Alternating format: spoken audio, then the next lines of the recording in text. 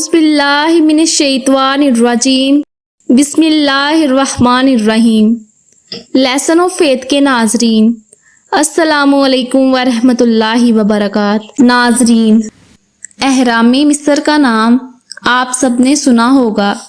یہ احرام صرف فرعونوں کے لیے نہیں بنائے گئے بلکہ اسے ایک خاص مقصد کے لیے بنایا گیا تھا، اور وہ بھی فرعونوں کے زمانے سے بہت سال پہلے۔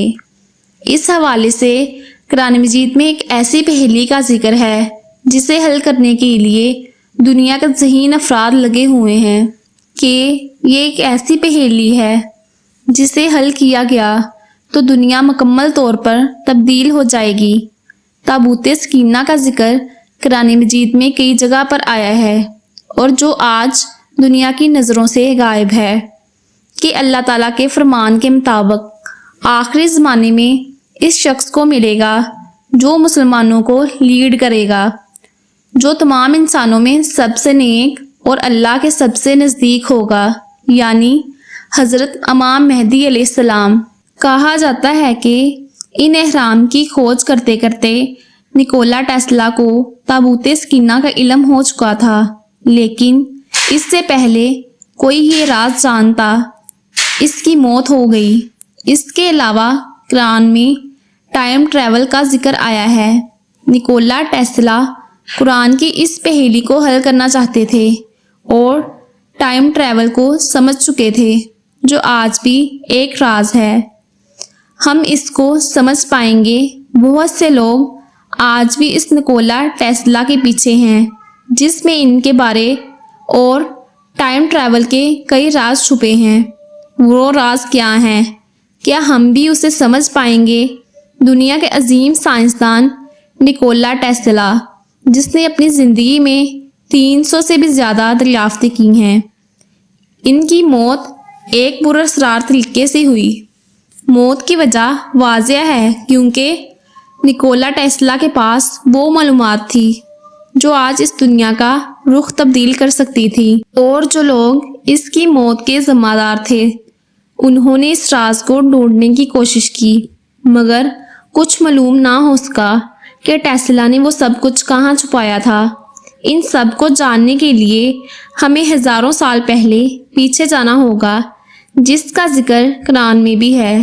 جب ایک بادشاہ کی حکومت تھی جو جانوروں کی بھی بولیاں سمجھتا تھا اور جس کا ہوا پر بھی قابو تھا۔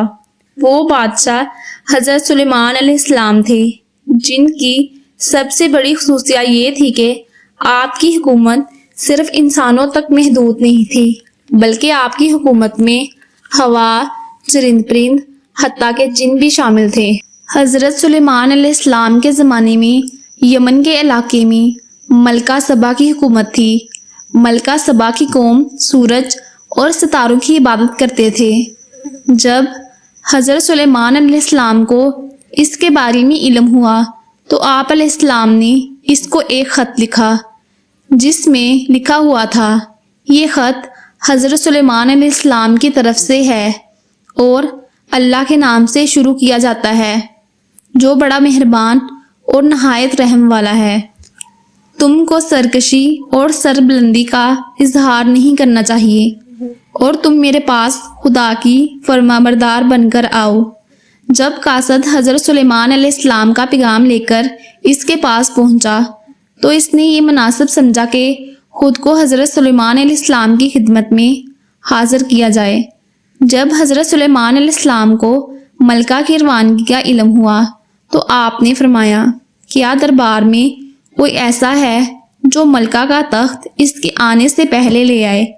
ایک جن نے کہا کہ آپ کے دربار ختم ہونے سے پہلے میں تخت لا دوں گا۔ آپ کے ایک وزیر آسم بن برقیہ نے کہا کہ میں آنکھ جھپکنے سے پہلے اس تخت کو یہاں لا سکتا ہوں۔ اس نے اس میں اعظم پڑھ کر ملکہ سبا کا تخت یہاں حاصل کر دیا۔ جب ملکہ نے اپنا تخت وہاں دیکھا تو وہ آپ علیہ السلام پر ایمان لے آئی اور اللہ کی عبادت شروع کر دی۔ کئی کتابوں میں یہ بھی ذکر ملتا ہے کہ ملکہ سبا کا وہ تخت کوئی عام تخت نہیں تھا، بلکہ ایک پر اسرار درخت تھا۔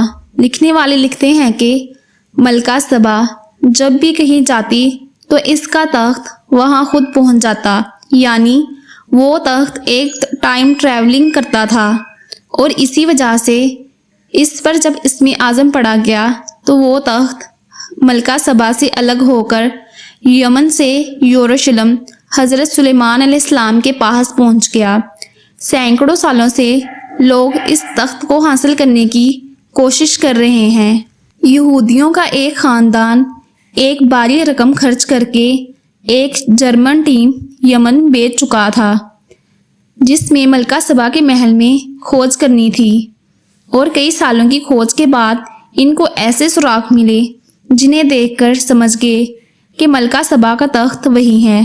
پھر کافی کھوج کے بعد انہوں نے ایک مندر کا راستہ دیکھا، لیکن اس تک پہنچنے کے لیے آگے مٹی کی ایک موٹی تہہ تھی جنہیں صاف کرنے سے پہلے وہاں جانا ممکن نہیں تھا، لیکن ابھی بھی وہاں کھوج کرنے میں مصروف تھے کہ وہاں کچھ گنڈوں نے حملہ کر دیا اور پوری ٹیم کو قتل کر کے لوٹ مار کر کے چلے گئے۔ پھر 1988 میں کافی کوشش کے بعد اس مندر تک رسائی حاصل ہوئی۔ جس کام کے لیے یہ سب کچھ کیا گیا تھا وہ ابھی بھی ادھورا تھا، کیونکہ اس کے بعد بھی ان کو تخت نہ ملا۔ آج سائنسدان ٹائم ٹریول پر کافی کام کر رہے ہیں، لیکن قرآن مجید میں 1400 سال پہلے ٹائم ٹریول کا کافی ذکر ہوا ہے، اور اس لیے یہودی اپنی تمام تر طاقت کا استعمال کر کے اس تخت کو حاصل کرنا چاہتے ہیں، کیونکہ ان کا ماننا ہے کہ اس تخت کو حاصل کر کے ٹائم ٹریول کو حاصل کیا جا سکتا ہے۔ اس حوالے سے دوسری جنگ عظیم میں ایک ایسے واقعے کا ذکر ملتا ہے جسے ایک کہانی بتا کر پیش کیا جاتا ہے، لیکن اس کے پیچھے کی حقیقت افسانے سے بڑھ کر کچھ اور ہے۔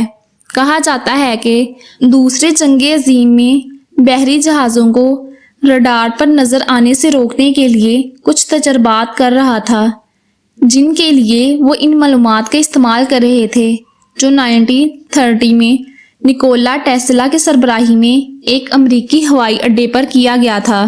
اس تجربے میں نکولا ٹیسلا نے ایک ہوائی اڈے میں موجود تمام جہازوں کو ایک برقی مقناطیس کی مدد سے کچھ دیر کے لیے غائب کر دیا، جو تھوڑی دیر بعد کسی اور مکان پر نظر آنے لگے۔ یہ بھی کہا جاتا ہے کہ اس تجربے کو مکمل کرنے کے لیے نکولا ٹیسلا نے آئنسٹائن کی مدد مانگی، پھر آئنسٹائن نے مدد دینے سے انکار کر دیا، کیونکہ انہوں نے کہا کہ ان کے سنگین نتائج سامنے آئیں گے۔ کہا جاتا ہے کہ نکولا ٹیسلا نے ٹائم ٹریول کا وہ تجربہ انہی علوم سے حاصل کیا تھا جن علوم کو اس نے ملکہ سبا کے تخت کی اسٹڈی کر کے حاصل کیا تھا، اور یہ بھی کہ نکولا ٹیسلا نے تابوت سکینہ کی کھوج بھی کر لی تھی، لیکن اس کی موت کے بعد وہ تمام معلومات اس کے ساتھ ہی دنیا سے چلی گئی۔ کہا جاتا ہے کہ ٹائم ٹریولنگ کی کھوج میں مصروف نکولا ٹیسلا کو اہرام مصر کے راز مل گئے تھے، یعنی وہ یہاں تک جانتا تھا کہ اہرام مصر کو کب اور کس مقصد کے لیے بنایا گیا تھا۔ اس کے متعلق اور بہت سی معلومات ہیں جن کو ہم کسی اور ویڈیو میں شیئر کریں گے۔ اگر آپ کو آج کی ہماری ویڈیو اچھی لگی ہو تو لائک، شیئر اور سبسکرائب کریں۔